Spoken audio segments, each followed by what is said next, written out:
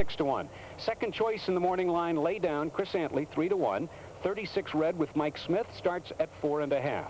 5 is DeRoche with Cordero at 6, and there's the favorite, number 6. Craig Perrette rides his Vestia, and 8-5 the price. And he's a deserved favorite. He won the Canadian Triple Crown this year. He's the richest Canadian bred of all times. But he's got some things to prove. He's never run against older horses. And remember, that Triple Crown sweep was against horses who were bred in Canada. But he won every one of them easy. They never even asked him to run. But the most interesting horse in the field, and the horse with the biggest question mark, is Steinlen. Now, there are some givens. He can carry the weight. He's the only horse who's been carrying big packages of weight of late. He can go the distance, but the question is whether he can run as fast on the dirt as he does on the turf. He's been on the dirt one time. That was in March of 1988, and he was dismal. But he was running as fast on the dirt and the turf back then in '88. He's a different animal now, but the questions persist about the turf, and a lot of folks think that he's in the wrong race, that he should be in the Turf Classic tomorrow. But Jeff Lucas likes his spot just fine, as he told us earlier. If you look at what he's accomplished compared to the other horses in the race, if you disregard surface, he's the best horse in the race. He's carried the weight all year.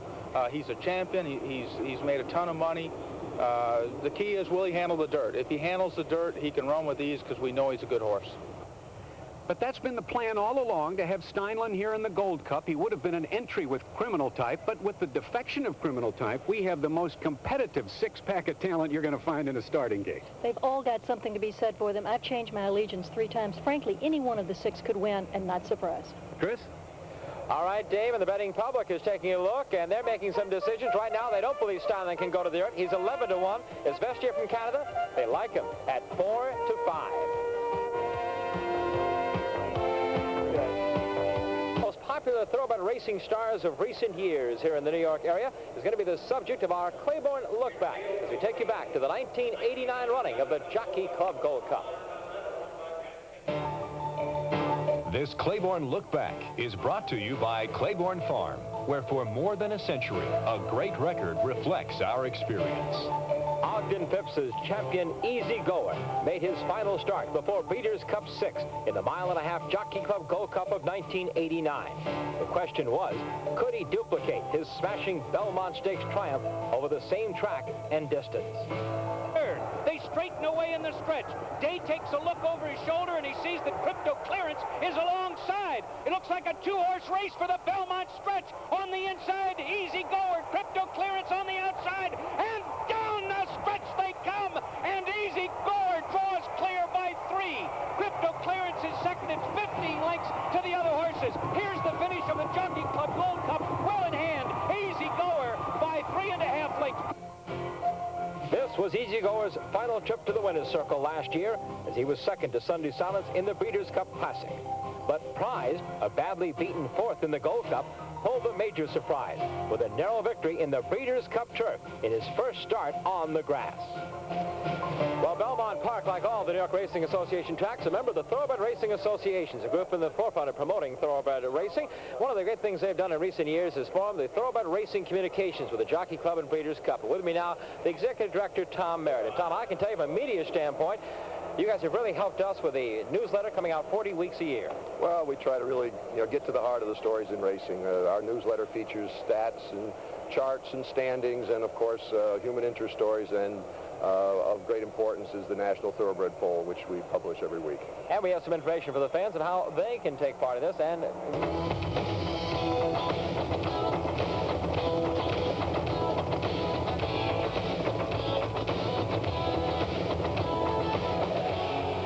get a swift and smooth trip for our Budweiser long shot, we've selected a Flying Continental. This 1986 model was running like a top last spring, showing steady acceleration and the ability to travel long distances. Now, some wear and tear on the parts caused trainer Jay Robbins to park Flying Continental for most of the summer. He returned to the runway in August at Del Mar and now flies east, all tuned up and ready for the open road. So today, look for Flying Continental to grab another gear in the passing lane as our Budweiser long shot. And there he is, number 1, Flying Continental. He opened at 9-2, and on the board right now, the Budweiser long shot. The one horse is at 5-1. When we come back, the thoroughbreds for the Jockey Club Gold Cup are approaching the starting gate. We'll load them up and run the 70s, where they'll be on Breeders' Cup Day for the $3 million Classic. Here are the odds now for the Gold Cup. Flying Continental, a Bud long shot at 5. Styling, look at this, 13-1 for the turf champion. Lay down at 5, 36 red, 5. DeRoche at 7, and Izvestia, the favorite, at 4-5. Some comments out from Dave in Chelsea. And Dave, unbelievable. Now 13-1 Styling. Is that what you call the classic overlay? That is the classic overlay. By the way, Jose Santos has had 3 winners on the card. He's going for his 4th. I thought this horse would go off about 4-1. Well, I guess people just don't feel that he can make the conversion to the dirt, but the New York bettors are usually pretty sharp about that. Charles, see, the 4 horse, 36 red, has the ability to grab the lead and hold it the whole 1.25 miles. This horse is better now than he's ever been this year. Well, he's not going to have that easy a time on the lead. I think we'll probably see Steinlen, and we'll probably see Izvestia. He'll probably get a little pressure.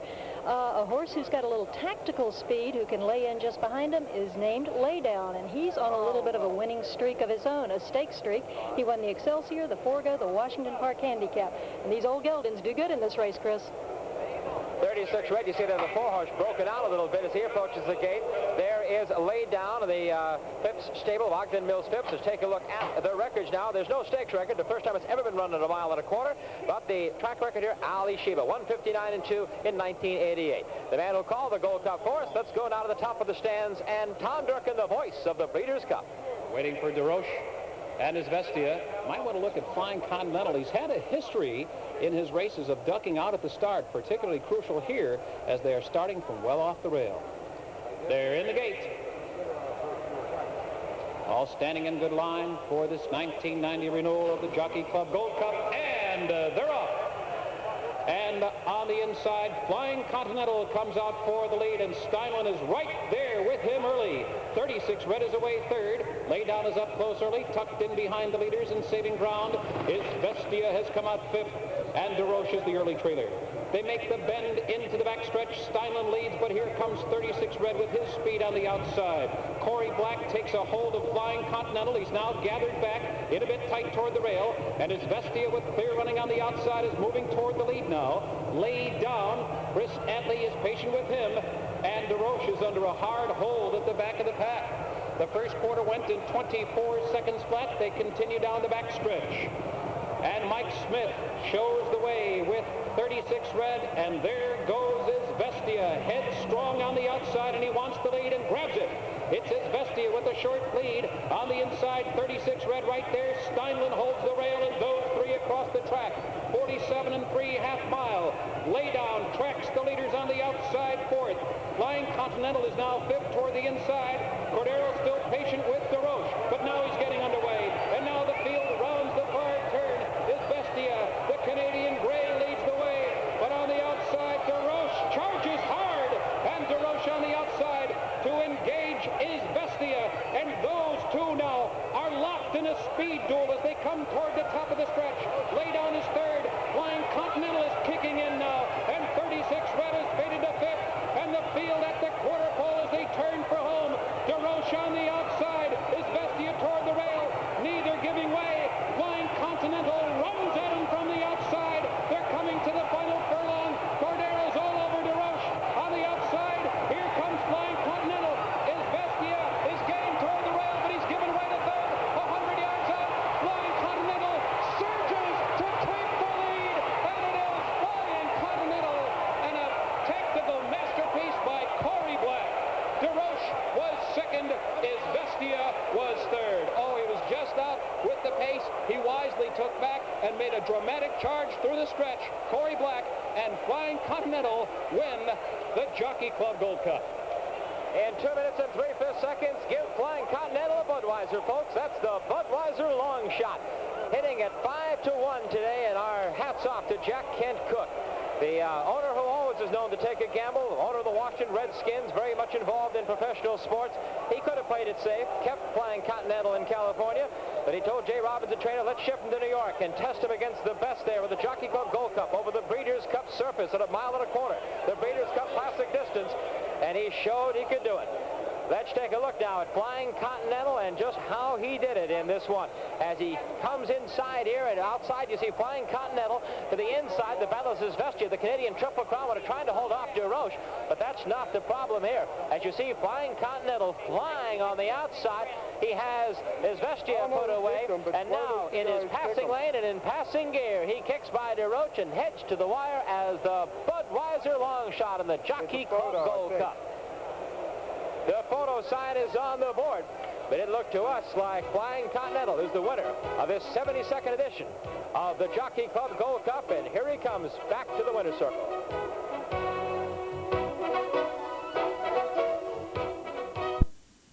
When The second at 12:20, six A little bit because he really disdains the inside of horses, and he thought if he were able to get him to the outside, he'd finish much better. And then as they swing around through the stretch, and he makes a big move, and he's got DeRoche in clear view here. Did you think you were going to get him? From my box, yeah, I thought he had a pretty good shot of getting him. You saw him do this in the Strube, right? Yeah, we did. Jay, what next? What about the Breeders' Cup? If he comes out of this in good shape, he'll probably stay here for the Classic. All right, good. Glad to see you here. Congratulations to Jack Hen Cook. The Redskins were out. It gave him something to do today, Chris. I'm sure Mr. Cook is celebrating with his only California bred. Here's the official order finish now, all the way 135-3, and in the Frisette, it was the incredible Meadow Star just winning easily by some fifth. Gold Cup. And Roger, I thought he was pretty noble in defeat. He was. You know, we were kind of upset that he got beaten, but when we analyzed the race completely all around, I was very happy with the horse, and he came out of the race very well, and I think all he can do is improve off that race. And now today, with approval, yet another favorite, but he's got a real affinity for this course here at Belmont. Well, he does. Actually, the two races that he won here were on the inside turf, and this one's on the outside turf, and he did finish second in the Sword Dancer on this particular turf course. But the going will be firmer today than it was at that time, and he should run a very good race. And he set a world's record in the Bowling Green, and that was a race where he showed his versatility. He doesn't seem to have to be too far back or too close up. No, he's a very versatile horse. This race, I don't quite know. There doesn't seem to be a whole lot of pace in this race, and I'm actually hoping that the English horse shows some legitimate pace. But he's a pretty versatile horse. You can do just about anything you want with him. Who's better, is Vestia or with approval? Well, with approval, has broken a world record right here in Belmont, and he won the title here in Belmont, and his Vestia is yet to show his true colors, you know, south of the Canadian border. I believe he will, and I think he's a very good horse, but he's got to do what with approval has done so far for me to start comparing him. All right, well, good luck this afternoon with approval. Roger Atfield, trainer of back-to-back Canadian Triple Crown winners. He didn't have far to come for this race, but right now Dave Johnson has got the story of the horse who came the farthest of all for the Turf Classic. The 4-year-old American-bred, English-raced, and Greek-named Kakawithis was one of Britain's top-rated 3-year-olds last year. He's lightly raced so far this season, but comes off a sharp second in his most recent try. You know, he's a very good horse on his day. He loves fast ground, which hopefully you get here. He likes to be just up with the pace. And on his day, he's a very good horse. He was third in their Derby, second in the King George, and won the King Edward VII. Trainer Guy Harwood's yard has sent numerous runners to the U.S. over the years, including 6 Breeders' Cup Day starters. They clicked here 2 weeks ago with defensive play in the Man o' War and have followed the same pattern again, arriving 5 days before the race. I think we try to put an edge on them at home, and you know, with the travelling, they dehydrate. You haven't got to do any work with them really here. When you get them here, all you've got to do is get them acclimatised to the track. That process is sometimes difficult for European-based runners, particularly getting used to our starting gates. Last year's top miler Zilzal was a handful prior to his disappointing Breeders' Cup mile effort, but Lawson sees no such problem with Kakawithis. I don't really know. He's a more placid horse. Zilzal was a very highly strung horse at home, you know. He was always a problem at home. I don't think anything would be a problem to him in that way. You know, he's a pretty amenable horse. And Lawson is also confident his colt has the flexibility of style to handle the race any way it comes up. He broke the track record in the Derby trial last year, and he made all that day, so I don't think that would bother him, and it was over a mile and a half, so it wouldn't be any great worry if no one went on weekend. And racing action, but don't worry, we're going to show it to you right now. Here's what you've missed. Let's take a look at this schedule of Grade 1 events that feature two-year-old races, the Champagne and Frisette, the Gold Cup you saw earlier, the Turf Classic, and the Beldamer coming up today. Let's go back to the 43rd running of the Frisette now. Grade 1, $250,000 for the two-year-old fillies, and the leader is the leader in this division. This is Meadow Star, number 4 in the purple and green block silks of Carl Icahn. Inside of her, number 2 in the pink is flawlessly. On the outside is Champagne Glow. But the story is Meadow Star as they straighten for home. Watch her rider, Jose Santos. You saw him look behind him. Now we'll get after Meadow Star a bit. Wake the filly up with about 8 cracks of the whip. And boy, does she wake up. Draws off to win by 14 lengths in a time of 1:35.2 for the mile. Her 6th straight win. The first place check of $381,600 in yesterday's Frisette pushed her career earnings over $700,000 for the daughter of Meadow Lake out of the In Reality mare, In Reality Star. And trainer Leroy Jolly says next for her is, of course, the juvenile distaff of the Breeders' Cup, and she will be the favorite. Probably has the title already wrapped up. Well, now, how about the two-year-old boys? Well, that was the Grade 1 Champagne. $500,000 on the line. Tom Durkin has the gate-to-wire call of yesterday's Champagne Stakes. They're in the gate. And they're off. And Link comes out running on the outside. Deposit Ticket is rushing up on the rail. Fighting Affair with good early speed, and Subordinated Debt is right there. Down the back stretch, Gary Stevens puts Deposit Ticket on the lead. Cordero's right there with Subordinated Debt to chase him in second. Fighting Affair is now third. Kyle's Our Boy has come out racing in 4th position. And Take Me Out is settled in 5th, early about 5 lengths off the lead. Fly So Free is 4 wide racing in 6th. X-Ray, Craig Perrette asking him toward the inside 7th. Otter Creek threads his way through between horses 8th. Solidarity Chief is now racing in 9th position. Happy Jazz Band is 10th. Stately Wager on the far outside is now racing 11th, followed by Link, who is 12th, and the trailer is Broom's Reckoning. The quarter went in a very sharp 22 2/5 seconds. They have run a half in an excruciating 45-1. Deposit Ticket still trying to resist. Subordinated Debt, who's coming to him right there on the outside. Fighting Affair is just off the lead. On the outside, Take Me Out is coming with his rally 4 wide.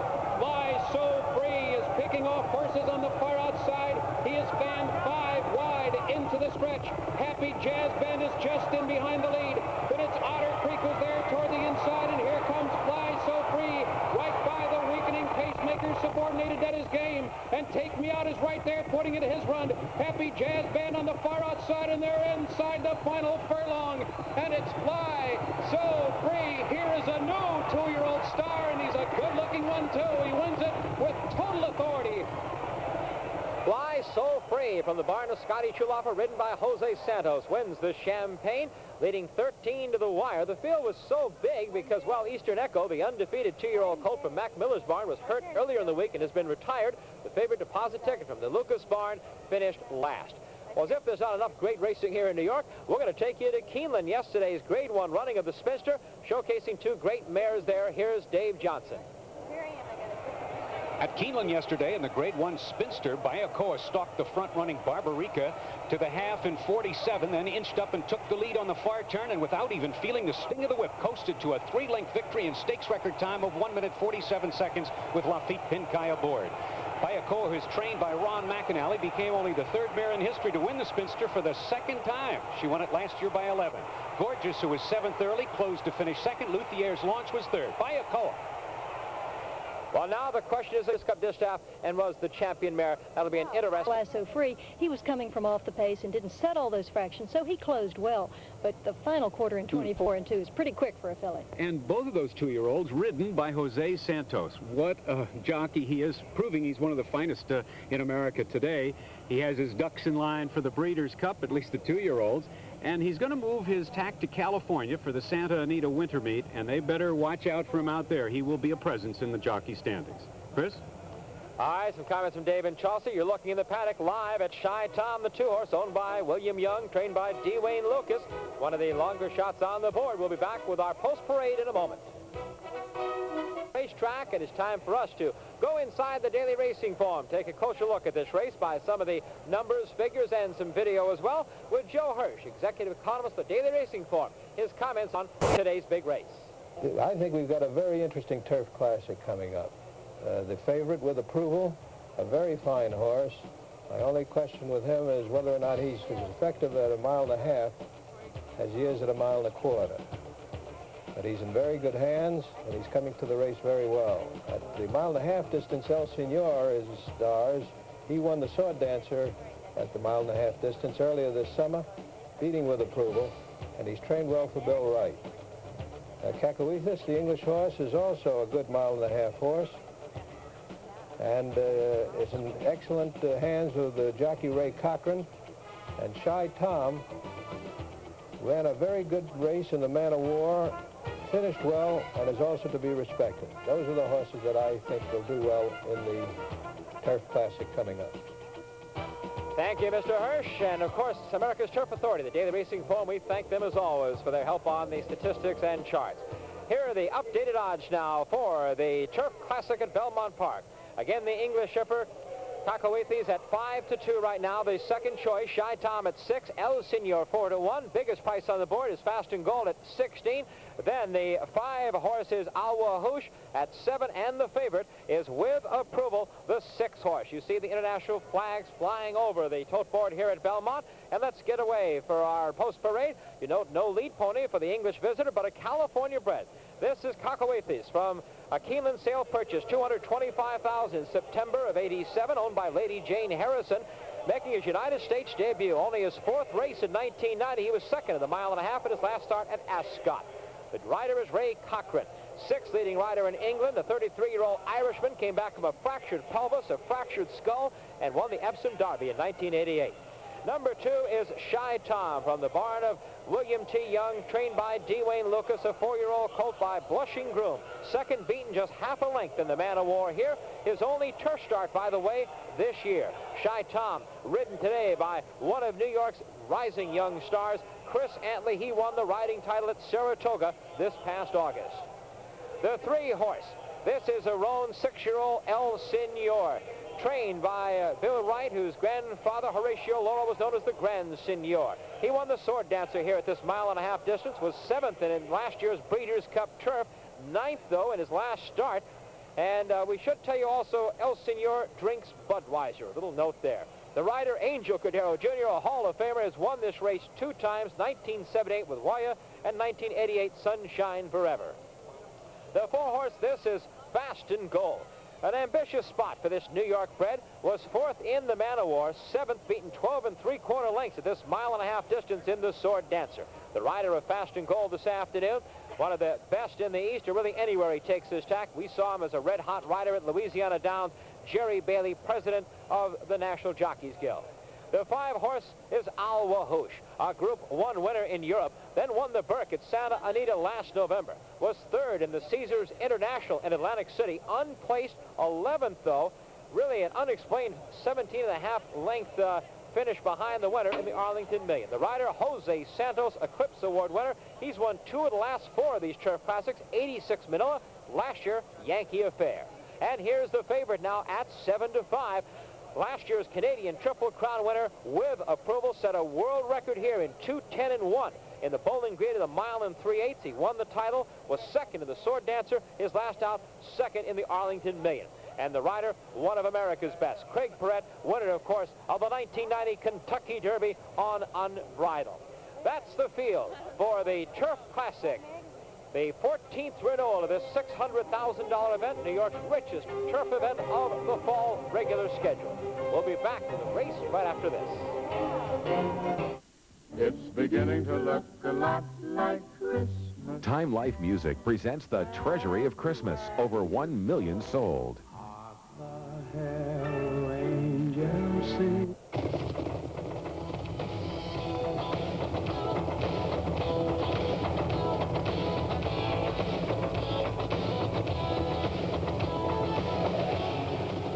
promise you that our Budweiser long shot will be flying at the finish because that's Shy Tom's most effective racing style. He rallied from last to finish second last out in the mile and 3/8 man of war, and he should like that extra furlong. In fact, Jeff Lucas looks for good things today and possibly in the Breeders' Cup. Shy Tom ran a very, very good race in the Man of War here at Belmont. A good second, a fast closing second at the wire. It was an excellent race for him and really changed our thinking and put us into the Turf Classic with now thoughts of the Breeders' Cup following this race. Chris Antley gets the riding assignment. We saw Chris win the Woodward with Dispersal, and we hope that Shy Tom will be brave today as our Budweiser long shot. Like that prices keeps going up, Dave. Right now, the Bud long shot at 7-1. Flying Continental, yesterday's Bud long shot winner, has us on a roll here, Chelsea. You just came in from the paddock. Some of your observations back there. Well, one of the best-looking horses back there is the gray horse you see there with approval, but I had the most fun looking at Cacahuetes, the English horse who shipped over. He's a long, tall, rangy fellow. Time form refers to him as sparsely furnished, but considering he just flew across the ocean this week, he looks very well and was very contained in the paddock. His name is Greek, which means naughty or mischievous, but he was a perfect gentleman in the paddock, and he's said to be a very well-behaved horse. He was good enough last year to finish a very close second to Nashwan, so he duplicates that. He'll be tough today on this firm going. And there is With Approval, one of the two gray horses. They always catch someone's eye, and he is a particularly good-looking horse. And he really has been especially effective. Craig Perret is the rider of With Approval. We had a chance to talk with him earlier about his assignments on With Approval and how he came to get this outstanding mount. Well, you know, I picked him up early in the summer here, and I rode him in a Bowling Green, and he had set a world record, and he was very impressive that day. And then I had turned around and rode him back in the title, which he'd win very easily, and I knew right then that this was my Arlington Million horse. I thought that was my big shot for the Arlington Million. And I had ridden him back in the Million, and he did run a winning race. He just got beat, and I'm looking forward to today to riding him in this big stake, the Classic. With Approval certainly has the approval of the betting public here at 6-5, but we know our Dave Johnson's always trying to beat the favorite. Dave, how do you see the race? Well, With Approval may be very tough to run down this afternoon, but if it can be done, El Senor could be the one. El Senor and With Approval finished 1-2 in the mile-and-a-half sword dancer at the end of July, and even though there's a bit of a weight switch against El Senor, I do believe that it'll be a 1-2 finish again, With Approval and El Senor, or El Senor With Approval. Chelsea, I know you have your eye on the Canadian roan. Well, he is wearing those front bandages, and that shouldn't disturb anyone. He wore them when he ran a wonderful second in the Arlington Million, so I don't think that that is any kind of a soundness problem with him. I think I'm going to line up with the English horse. I like Cacahuetes. He's going to have probably a little something to say about who's on the lead. All right, El Senor goes in. Now you see Fast and Gold, the New York Red. We'll bring you up to date on the records for this event. The stakes record, 225-1. The great John Henry. The track record, Secretariat. Let's go to Dave Johnson. And the 6-5 favorite, With Approval, ready to move into line. This is a mile-and-a-half, though they'll pass under the finish line twice.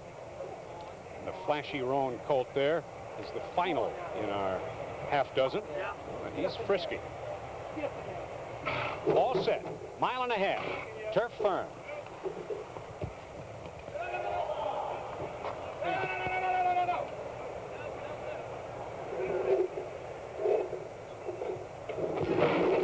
And they're off.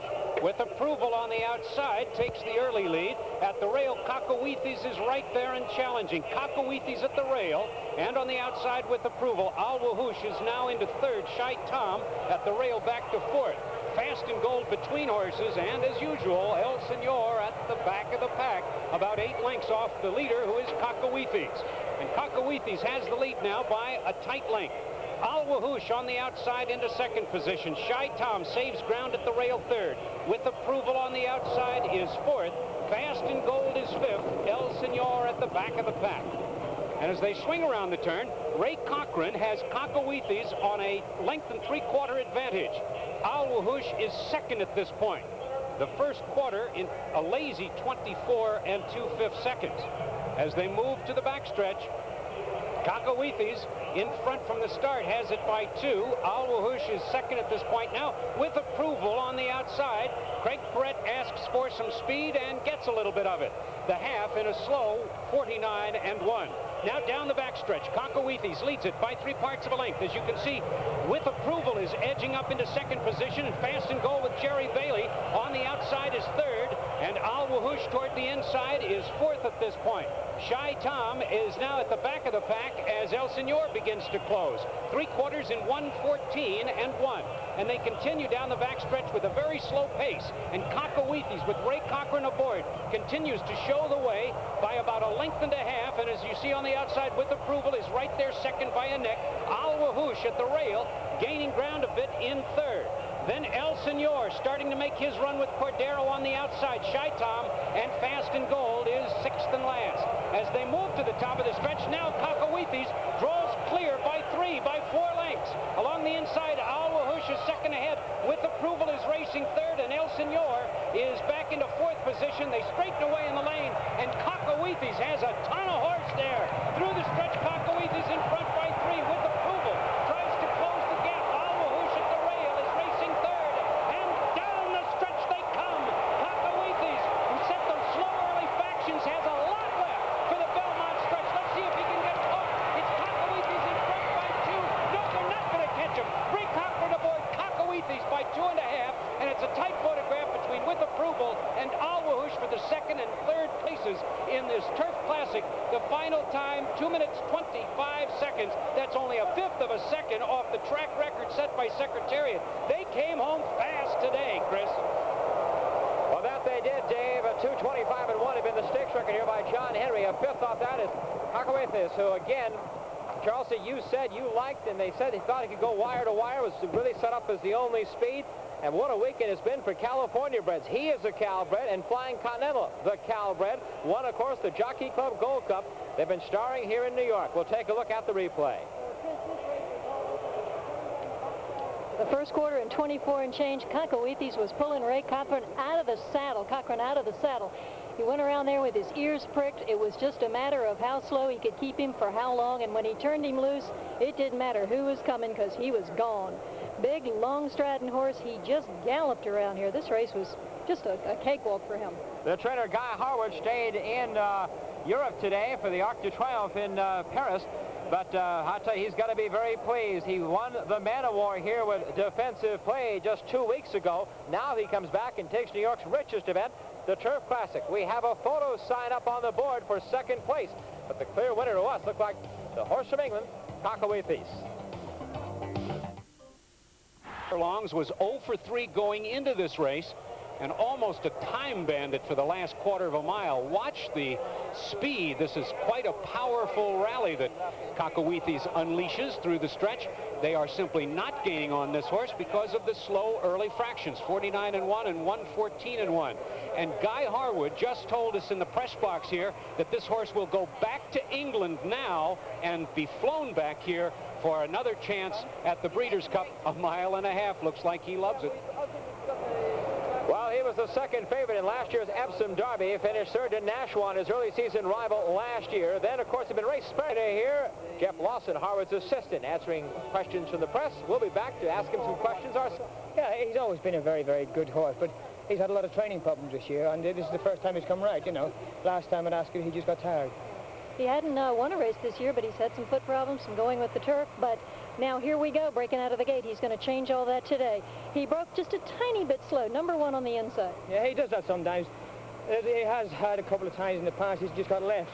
But I just popped out nice, and he's just cocking his ears there and having a look at the rail and a few things going around. And I didn't want to lead him too fast. I think it's quite a stiff track, this turf track around here. But the shadows were always just next to me, so that I was going fast enough. He's a sort of horse that's hard to judge because he has a massive, massive stride, you know. But I was always confident on him, sort of halfway down the back. Well, he couldn't be going any easier into the turn.